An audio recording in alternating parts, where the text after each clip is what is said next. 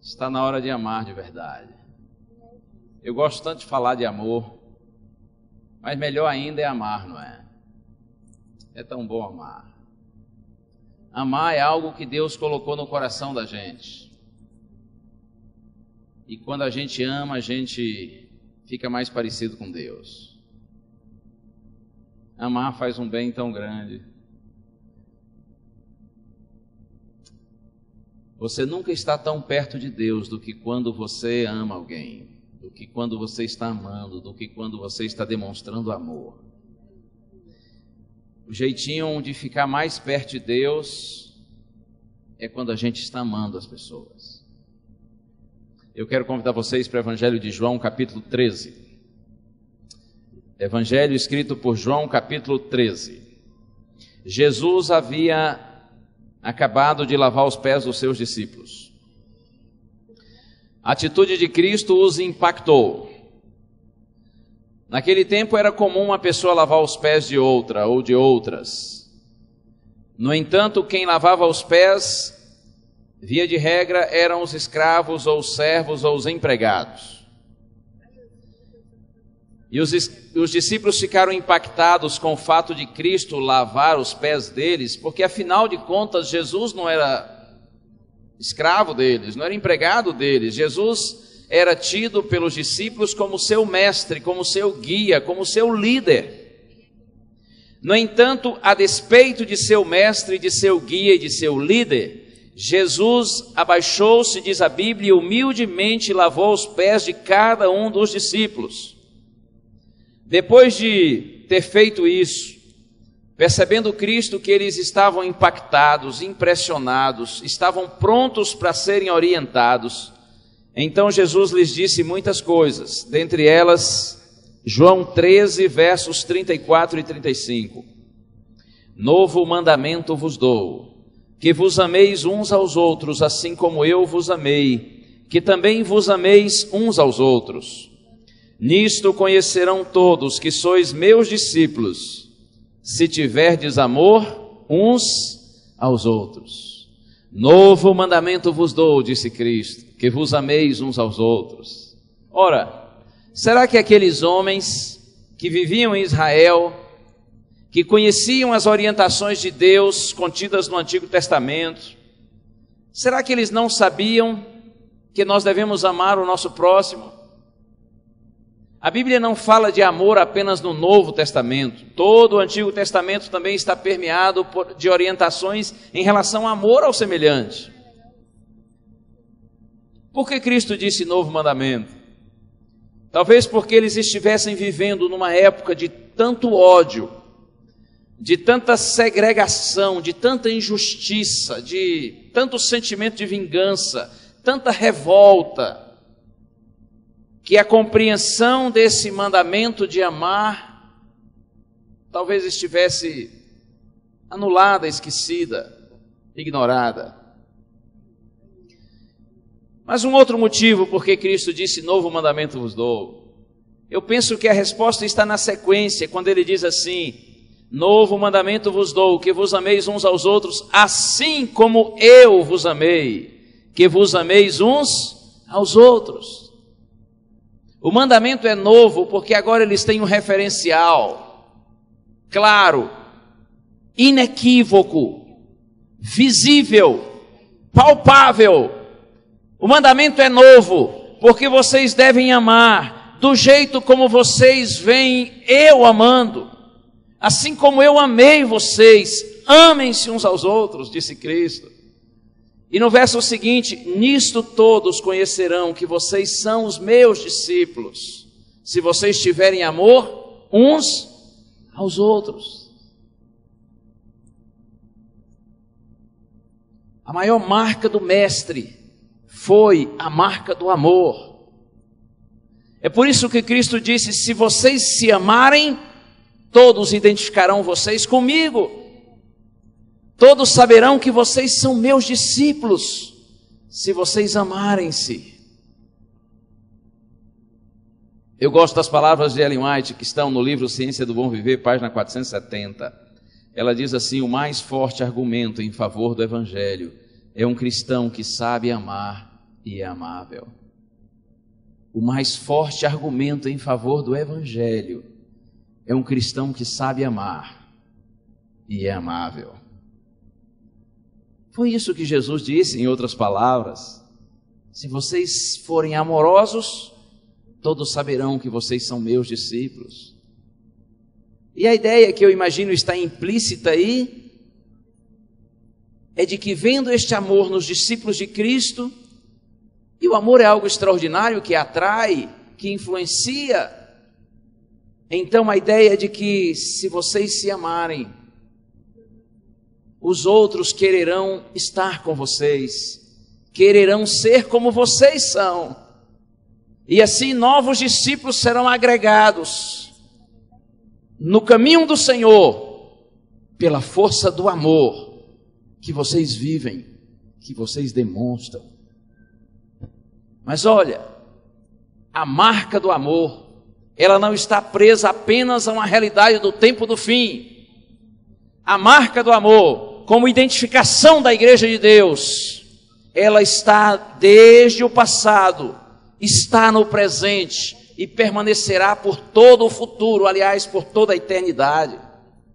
A maior marca da Igreja de Deus na terra, e assim será também no céu, e assim será na nova terra, é a marca do amor.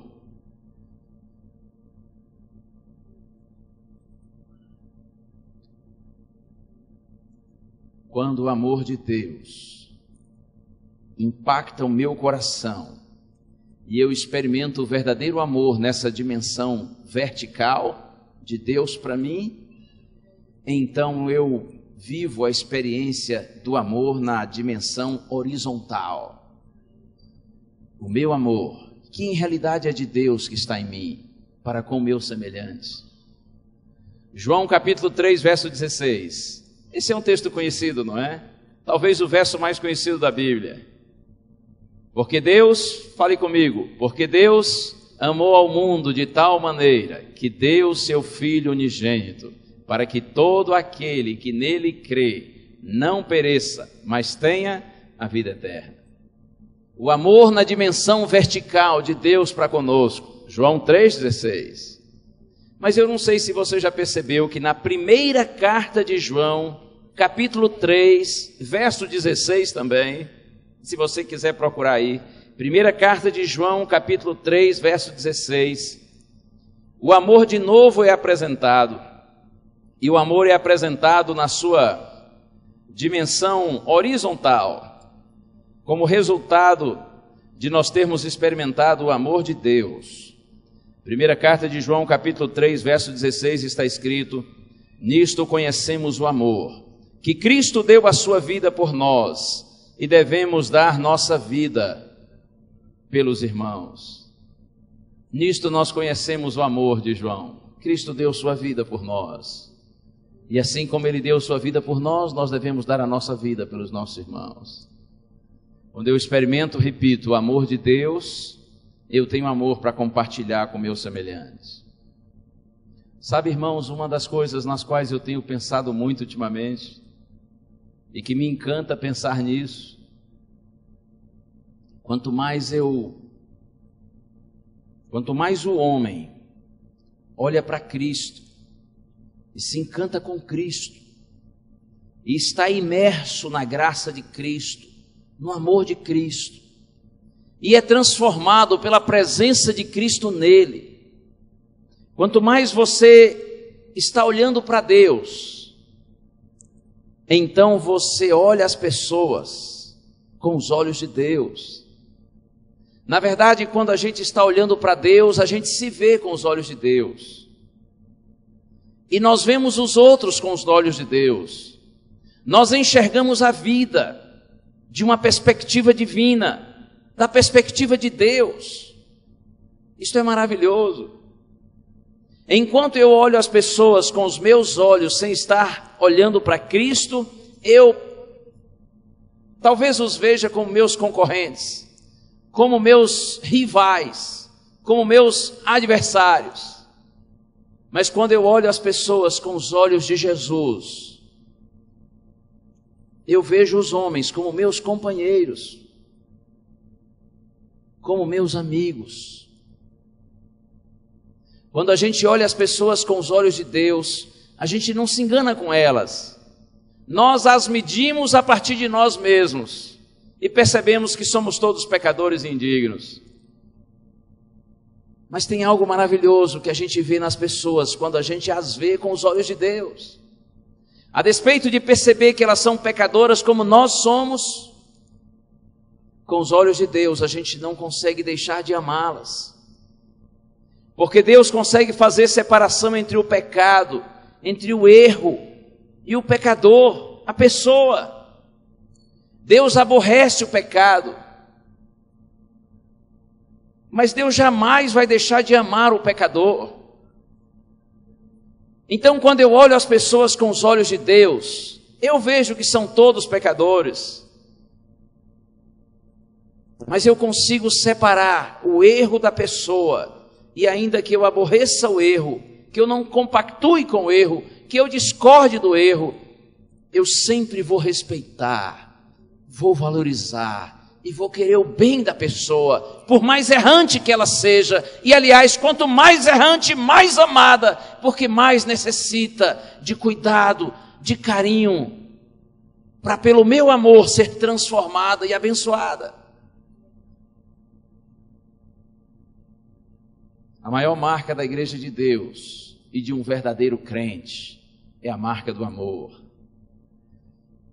Certa vez Gandhi disse assim: se apenas um homem alcançasse a plenitude do amor, ele neutralizaria o ódio de milhões. Se apenas um homem alcançasse a plenitude do amor, ele neutralizaria o ódio de milhões. Pois eu quero dizer para vocês que houve um homem que alcançou a plenitude do amor, e ele neutralizou, e ele ainda neutraliza o ódio de milhões, senão de bilhões, e esse é o nosso bendito Jesus. Quanto mais a gente se encanta por Cristo, quanto mais a gente convive com Cristo pela fé, meditando na sua palavra, orando e buscando estar na presença dEle, então esse amor bendito de Cristo nos contagia, nos envolve, nos transforma, e nos faz olhar para nós mesmos e para os outros com um olhar diferente. Nós nos sentimos diante de Deus indignos quando nos vemos, mas é incrível, diante dele nós nos sentimos também as coisas mais fofas do mundo. Diante de Cristo você se sente o pior dos pecadores, mas no entanto o mais amado de todos os homens. Que Cristo é esse? Que Deus bendito é esse? É que Deus tem aversão pelo pecado, mas Deus tem um amor incomensurável para com cada pecador. E na medida que eu experimento isso na minha vida, e eu me vejo assim pelos olhos de Deus, eu também vejo as pessoas de igual maneira. Então os homens deixam de ser meus concorrentes para serem meus companheiros. Irmãos, o amor não é apenas a essência da religião, o amor é a própria essência de Deus. Você nunca está tão próximo de Deus do que quando você revela amor. Por outro lado, o egoísmo separa, divide, desagrega, mas o amor une, ajunta, congrega. O amor e a unidade, disse Cristo, convenceriam o mundo de que nós somos discípulos dele e de que Cristo é o enviado de Deus. Mas quando não há amor e sim ódio, então não há conhecimento de Deus e sim ignorância e escuridão. Aqui mesmo na primeira carta de João, se sua Bíblia está aberta nela, primeira carta de João capítulo 2, agora versos 9 a 11, o próprio João, o discípulo amado, diz assim, primeira carta, capítulo 2, versos 9 a 11. Aquele que diz está na luz e odeia seu irmão, até agora está nas trevas. Aquele que ama seu irmão permanece na luz e nele não há tropeço. Aquele, porém, que odeia seu irmão está nas trevas, anda nas trevas e não sabe para onde vai, porque as trevas lhe cegam os olhos. O que odeia está nas trevas, está escrito. O que odeia está cego, mas o que ama está na luz. O que ama não tropeça. Eu gosto de um pensamento que diz assim: não permitirei que os homens me rebaixem, fazendo com que eu os odeie. Não permitirei que os homens me rebaixem, fazendo com que eu os odeie. Há um outro pensamento também conhecido que diz assim: ressentimento, mágoa, é um veneno que alguém toma, esperando que o outro morra. É uma grande tolice alimentar ressentimento, alimentar mágoa.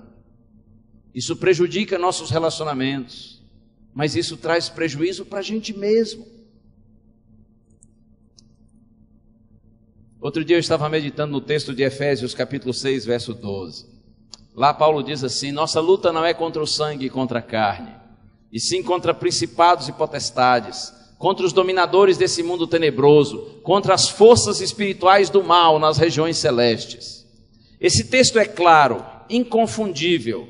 Paulo está salientando o fato de que todos nós, seres humanos, em especial após a conversão, estamos inseridos num conflito inevitável contra forças do mal. Essa é a ideia do texto, claro, inequívoco. Mas eu quero pensar só na primeira frase agora e tirá-la do seu contexto. Quando Paulo diz assim: nossa luta não é contra o sangue e a carne.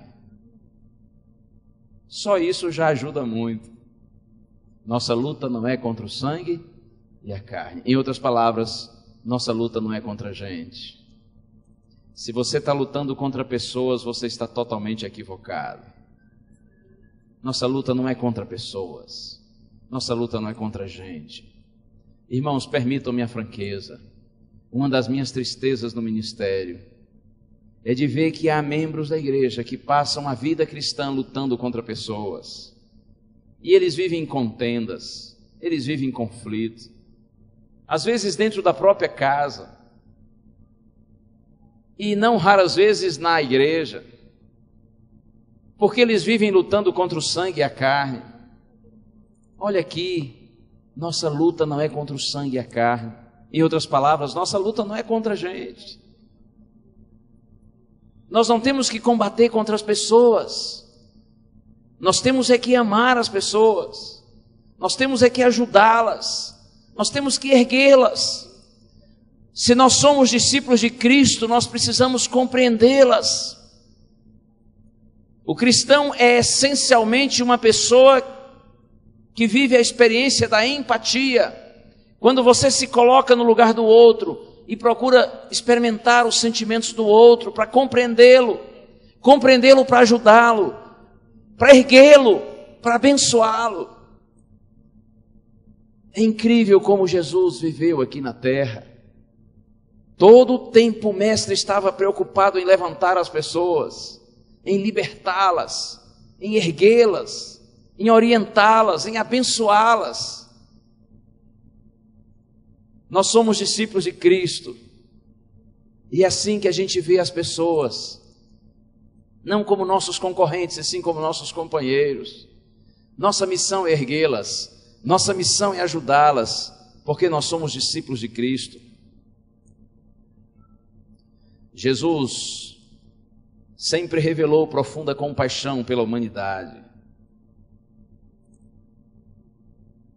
Há muitos textos em que a gente vê, especialmente nos evangelhos, referências a Cristo olhando para as pessoas e tendo compaixão delas. Eu estive observando e há mais de 1, 2, 3 ou 4 textos em que Cristo está cansado, mas Ele olha para as multidões e se compadece delas. E ainda assim, em vez de ir para o seu descanso, Cristo vai atender as pessoas. Porque Jesus era movido por um profundo amor, por uma profunda compaixão. Até mesmo quando repreendia, porque quem ama repreende. Mas até mesmo quando repreendia, a repreensão de Cristo era movida única e exclusivamente por seu amor. Eu gosto do livro Desejado de Todas as Nações, quando Ellen White, comentando a respeito, por exemplo, de quando Cristo entrou no templo e com um chicote na mão, Ele expulsou os cambistas que estavam lá comercializando dentro do templo, da casa do Senhor. Ellen White diz que Naquele momento, o rosto de Cristo estava iluminado, a sua divindade estava extravasando pela sua humanidade. Jesus estava dominado pelo amor de Deus, pela pureza de Deus, pela santidade de Deus. E quando ele expulsa os cambistas do templo com um chicote na mão, o rosto dele está iluminado. Quando você for repreender alguém, quando você for tomar um chicote na mão, então passe diante do espelho e verifique se seu rosto está iluminado. Se estiver, então vá em frente, repreenda, porque seus motivos são puros. Mas se seu rosto não estiver iluminado, você não tem o direito de repreender. Ellen White diz que quando Jesus disse para os escribas e fariseus, os senhores são todos hipócritas, Ellen White diz que Jesus proferiu essas palavras com lágrimas na voz. Olha que expressão bonita. Ele proferiu estas palavras com lágrimas na voz. Quando você for repreender alguém, repreenda com lágrimas na voz. Repreenda com o rosto iluminado. A sua repreensão vai edificar, vai abençoar, vai ajudar. Ainda que talvez na hora não surta um efeito imediato, mas se a repreensão é feita por amor, de alguma maneira o Espírito Santo vai usar suas palavras e vai tocar aquele coração e convencê-lo do erro e ajudá-lo a mudar. Mas quando a gente não repreende com o rosto iluminado e não repreende com lágrimas na voz, em vez de edificar, a gente pode estar destruindo ainda mais aquele que já está destruído pelos seus próprios erros. Compaixão. Jesus era movido por compaixão. Quer ver outra característica do Mestre? O Senhor Jesus Cristo, além de revelar compaixão, Jesus também tinha uma profunda disposição de perdoar. Eu também não te condeno. Vai, não peques mais. Paulo diz em Efésios capítulo 4, verso 32, antes, sede uns para com os outros benignos, compassivos, perdoando-vos uns aos outros, como também Deus em Cristo vos perdoou. Perdoar, irmãos, para um cristão não é uma opção. Perdoar é uma necessidade. Perdoar é um mandamento.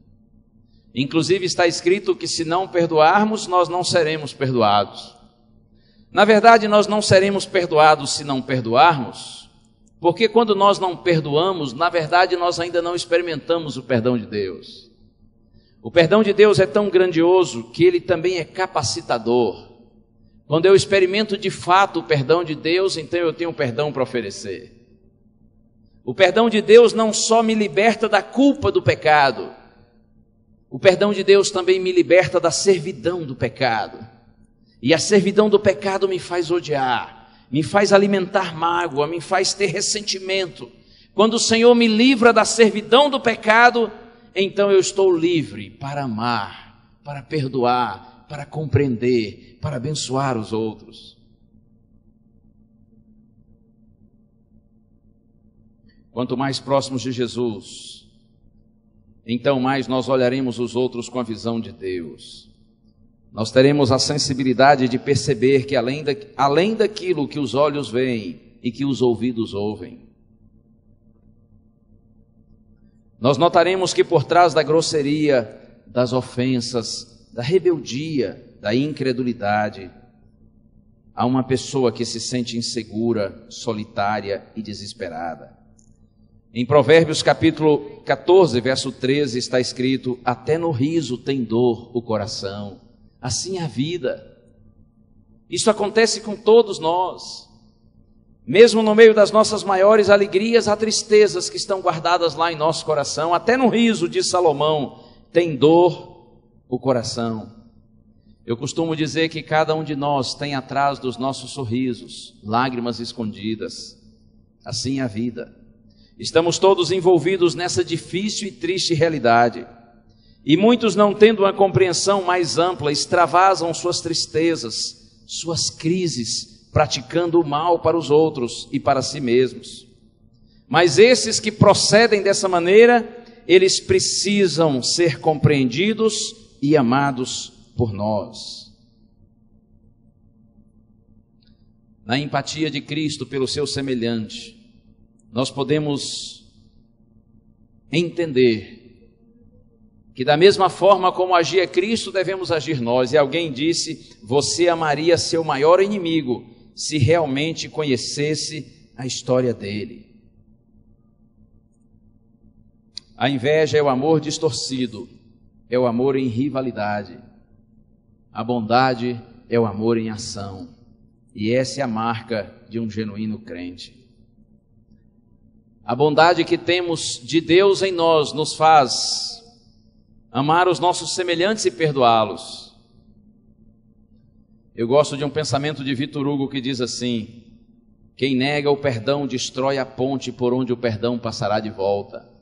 Do mesmo jeito que alguém hoje está precisando do seu perdão, um dia você vai precisar do perdão de alguém. Quem nega o perdão destrói a ponte por onde o perdão passará de volta. Alguém disse que errar é humano e perdoar é divino. E a gente pode acrescentar que negar o perdão é diabólico. Talvez alguém dirá assim: eu sou crente, mas não sou besta. Se me fizer o mal, recebe o mal. Pois eu quero lhe dizer que se você realmente é crente, na visão do mundo, você é besta sim. Por quê? Porque o mundo paga o mal com o mal. O cristão, até mesmo o mal, paga com o bem. Porque cada um dá o que tem. Se realmente é o bem que está no seu coração, se é Cristo que está no seu coração, você tem o bem para compartilhar com o seu semelhante. Em vez de vingar-se do inimigo, o crente deve amá-lo. E o pensamento diz: sede como o sândalo que perfuma o machado que o fere. Eu penso que o maior sândalo de todos os tempos foi o Senhor Jesus Cristo. Bom, o sândalo, literalmente falando, é uma árvore aromática, da qual são extraídas fragrâncias, perfumes agradabilíssimos. Por isso que o pensamento diz assim: sede como o sândalo que perfuma o machado que o fere. O maior sândalo de todos os tempos foi o Senhor Jesus Cristo. Eu fico pensando Cristo agonizando no Getsêmani, sabendo que está chegando a hora do seu sacrifício por nós. E de repente, diz a Bíblia, aparece um dos seus discípulos, Judas Iscariotes, o traidor. E Judas vem, cinicamente, usa uma das mais lindas manifestações de afetividade, um beijo, em realidade para trair Jesus. E mesmo sabendo de tudo que estava acontecendo ali, mesmo conhecendo as intenções de Judas, Jesus olha para o seu discípulo, traidor, e diz assim: amigo, para que vieste? Jesus chama Judas de amigo, mesmo sabendo que Judas estava agindo como inimigo. Porque alguém poderá ser seu inimigo, mas se você é crente, você nunca será inimigo de ninguém, porque você verá as pessoas com os olhos de Deus. E aqueles que são os piores de todos nas bobagens que fazem, inclusive contra você mesmo, são aqueles que você mais olha com compaixão, porque você sente dó, sente piedade deles. Amigo, para que vieste? Jesus estava dando para Judas uma oportunidade de reconsiderar suas atitudes, de rever seus valores. Eu tenho certeza que se Judas tivesse se arrependido, mesmo depois da traição, se ele não tivesse sentido apenas remorso, mas se Judas tivesse se arrependido de verdade, a primeira gota do sangue de Cristo teria sido derramada por ele, porque o nosso Deus tem prazer em perdoar. Nós precisamos ser mais semelhantes a Jesus.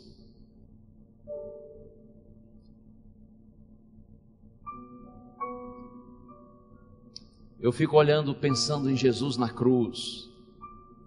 Ele foi chicoteado, ele foi cuspido, colocaram uma armação de espinhos na cabeça dele, ironizando como se fosse uma coroa. Suas mãos, seus pés estavam feridos. Jesus agonizava na cruz, e no clímax de sua dor, ele olha para os seus algozes, que o insultam, que o ofendem, que o ferem, e ele diz assim: Pai, perdoa-lhes, porque eles não sabem o que fazem. Se perdoar alguém depois da ofensa é difícil, imagine perdoar durante a ofensa. Bendito Jesus. Pai, perdoa-lhes, porque eles não sabem o que fazem. Eu quero ler um texto somente mais, e eu penso que esse texto é muito forte. Está na primeira epístola a Timóteo, primeira epístola de Paulo a Timóteo, capítulo 5, verso 8. Está escrito: Ora, se alguém não tem cuidado dos seus, especialmente dos da própria casa, tem negado a fé e é pior do que o descrente.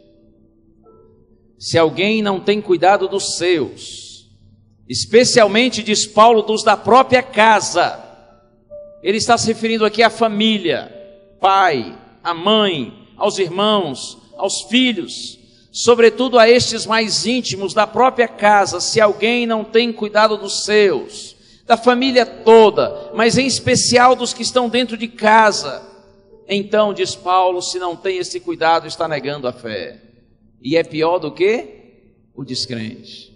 Por que quando eu ignoro, quando eu desprezo, quando eu maltrato a minha família, eu nego a minha fé e me torno pior do que o descrente? É porque se eu me declaro crente em Cristo, então o mundo espera que eu ame como Cristo amou a partir dos que estão mais próximos de mim. Mas se eu não amo, então eu estou negando a fé que eu professo, e eu me torno pior do que o descrente, porque o descrente não diz amar, mas o crente sim.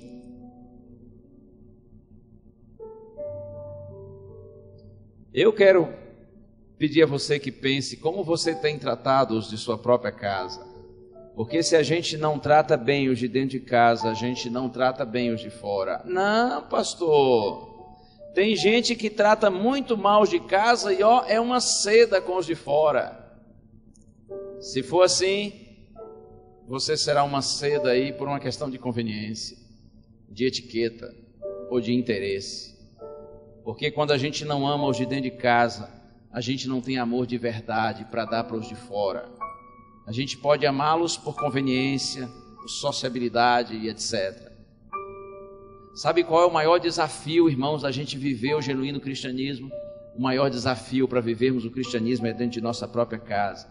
Sabe qual é a melhor pessoa para dizer se você realmente é um crente de verdade? É quem convive mais de perto com você. Se sua esposa, você que é casado, disser assim: esse homem, esse meu marido é um crente, muito provavelmente ela estará certa, porque ela conhece você. Mas se sua mulher disser assim: oh, coitado, esse, muito provavelmente estará certa.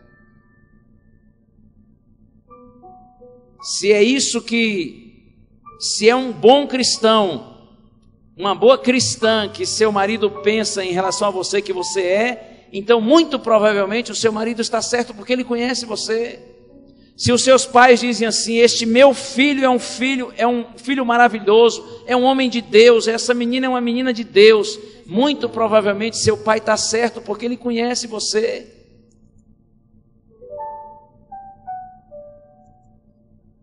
O lugar mais desafiador para a gente viver o cristianismo é dentro de casa, porque há muitas pessoas que maltratam os de dentro de casa e tratam bem os de fora, quando na verdade os primeiros que devem receber o nosso amor são os de dentro de nossa própria casa.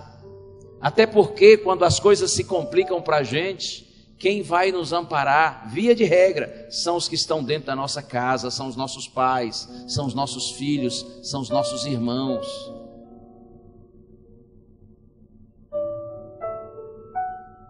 O quinto mandamento diz assim: honra teu pai e tua mãe, para que se prolonguem os teus dias na terra que o Senhor teu Deus te dá. Honrar pai e mãe é mais do que obedecer. é tê-los em elevada consideração acima de qualquer outra pessoa no mundo. Você tem honrado seus pais? A gente honra os pais não só quando nós somos pequenininhos. Nós devemos continuar honrando os pais em nossa adolescência. Nós devemos continuar honrando nossos pais na nossa juventude. Quando a gente se torna jovem, começa a pensar que a gente sabe tudo e que os nossos pais não sabem nada. Quando nós somos pequenininhos, achamos que eles sabem tudo, são nossos super-heróis. Depois a gente cresce, eles envelhecem, e muitos jovens olham para os pais e pensam: oh, como são tolos, não sabem nada. E aí desonram os pais. No outro dia eu conversei com um rapaz, muito meu amigo, e por isso eu tive essa liberdade. Um bom moço, mas equivocado no relacionamento com o pai. Eu disse para ele assim: olha, você está agindo de forma insensata. Seu pai é um homem simples, de pouca cultura. Ele não tem conhecimento, mas ele tem sabedoria, porque ele é um homem de Deus.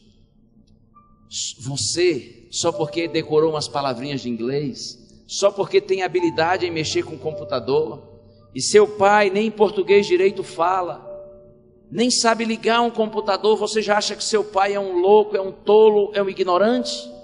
Pois eu disse para ele: saiba que o tolo é você, porque seu pai é um homem simples, mas ele tem sabedoria, ele é um homem de Deus, independente de qualquer coisa. A Bíblia diz que os nossos pais devem ser honrados por nós. Nós devemos honrá-los em nossa juventude, nós devemos honrar nossos pais em nossa idade adulta. Se você já é adulto como eu sou e seus pais ainda vivem, certamente estão idosos ou caminhando para a velhice. Um dos momentos mais lindos, irmãos, da gente honrar os nossos pais é quando eles estão idosos. As pessoas idosas tornam-se mais carentes de carinho, de atenção, de presença. E às vezes nossos pais inclusive precisam de ajuda financeira. E é muito triste quando a gente vê membros, pessoas que fazem parte do povo de Deus, que se professam cristãos diante do mundo e que desonram seus pais, e que desprezam seus pais, inclusive na velhice. Um dia eu estava falando com o irmão da igreja, eu disse assim: olha, seus pais estão passando necessidade, a igreja está dando cesta básica para eles, e você tem condição de ajudar. E ele disse: pastor, eu tenho ajudado com um pouquinho, mas... Eu disse: mas você precisa ajudar mais, você tem uma condição boa, os seus pais estão passando necessidade, dependendo da igreja, você pode ajudar. E sabe o que foi que ele disse? Ele disse assim: pastor, eu ajudaria se eu pudesse, mas é que a minha mulher não deixa. E quase que eu disse para ele: então mate essa mulher. Mas sabe por que eu não falei? Claro, a gente não pode falar tudo o que pensa, não é? Eu não falei porque eu sou um cristão, que adianta obedecer um mandamento e transgredir o outro, não é? Está escrito: não matarás, não pode matar.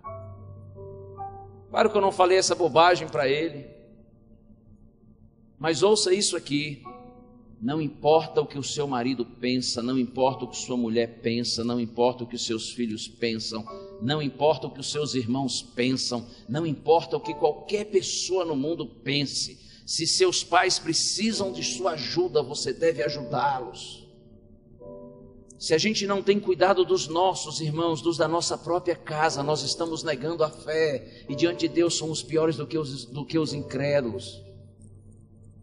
Existem pessoas no povo de Deus que se professam cristãos, mas são homens que oprimem as esposas e as tratam com dureza, com maldade.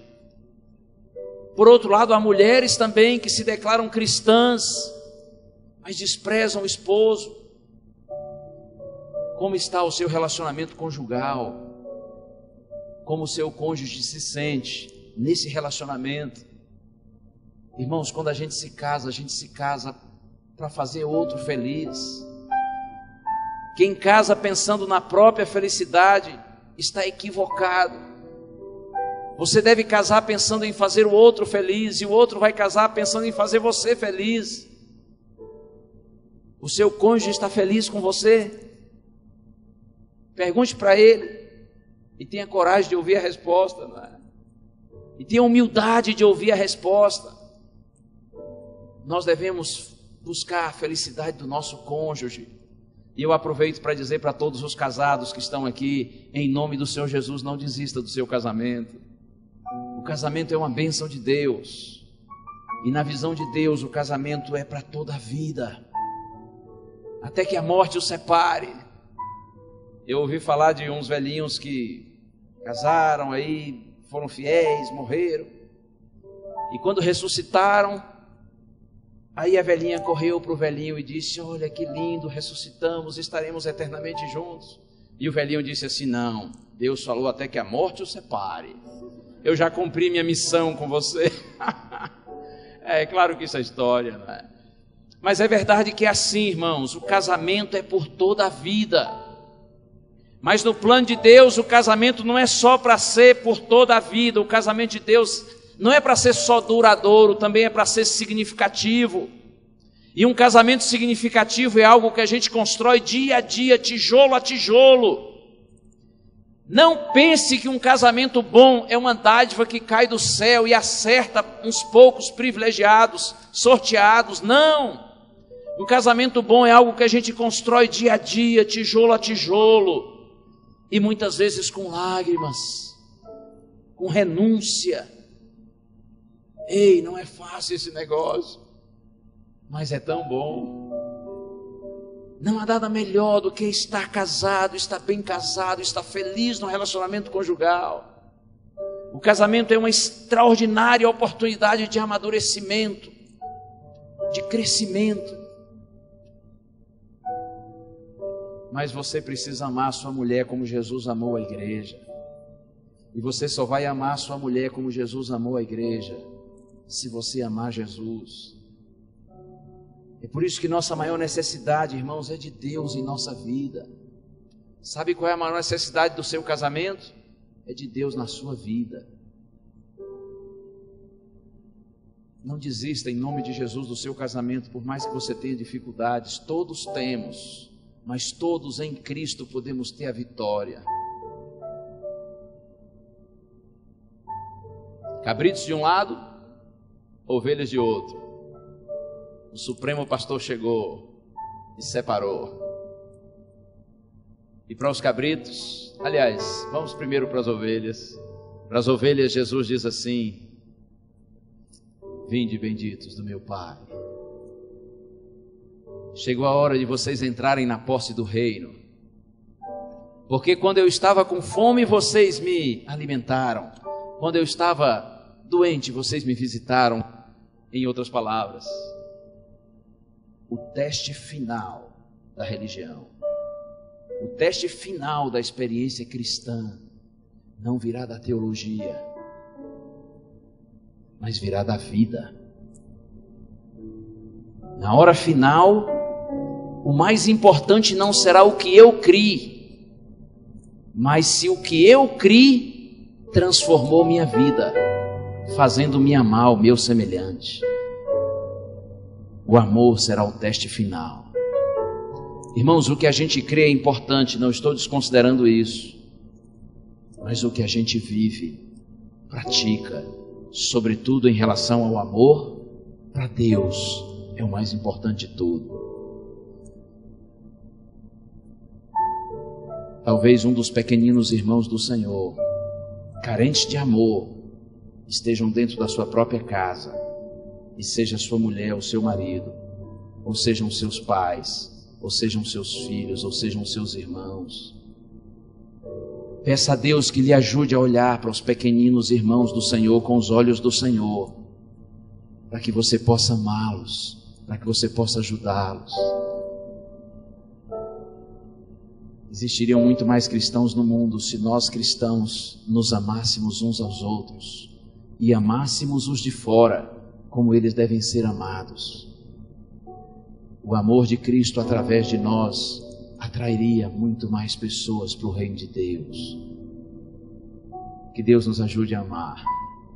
Está na hora de amar de verdade.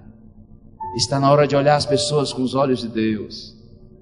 Nós vamos ouvir uma música, vai ser cantada e o pedido é que você, enquanto estiver ouvindo a Lorena cantar, você ore a Deus, reflita um pouco nessa mensagem. Que tal você pensar nos seus pais? Será que o velho não está lá, meio carente? de uma palavra de amor. Tem gente que diz tanta palavra de amor para o namorado, para a namorada, e deixa o pobre do pai, a pobrezinha da mãe, tão carente de uma palavra de carinho, de um beijinho, de um abraço, não é? Será que seus pais não estão carentes de palavras de amor, de atos de amor? E os seus irmãos, como estão? Como está o seu cônjuge, a sua mulher, o seu marido? Como estão os seus filhos? Uma das tolices da vida é ter vergonha de beijar, de abraçar e de falar de amor para as pessoas que a gente ama. Supere essa bobagem. Verbalize seu amor, demonstre seu amor, e você será feliz, e você vai fazer outros felizes. Vamos ouvir a música.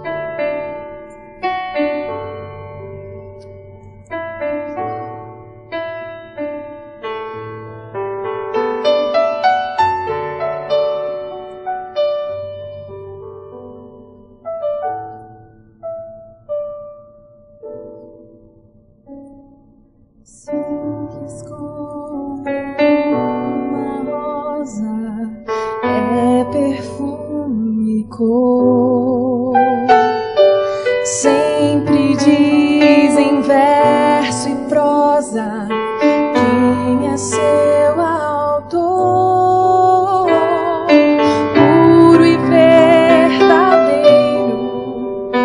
é de Deus o mensageiro.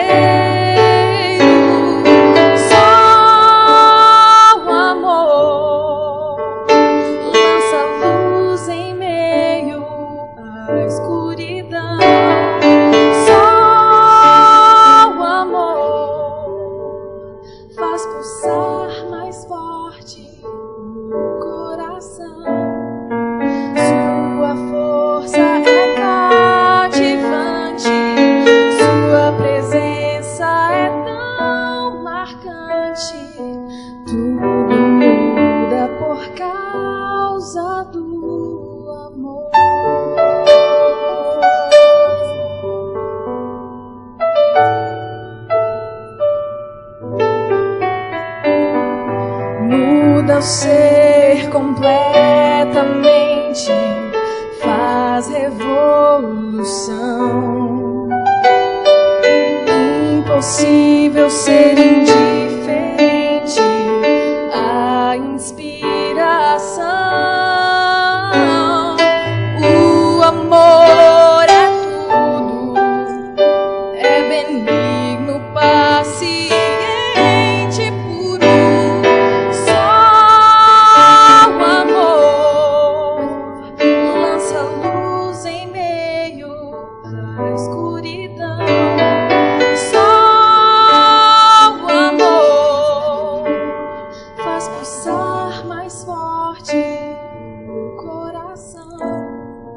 Sua força é cativante, sua presença é tão marcante. Tudo muda por causa do amor. Só o amor traz a união, supera toda a mágoa. Só o amor está nos atos, mais que nas palavras. Só o amor lança luz em meio à escuridão. Só o amor faz pulsar mais forte o coração. Sua força é cativante, sua presença é tão marcante. Tudo muda por causa do amor. Tudo muda por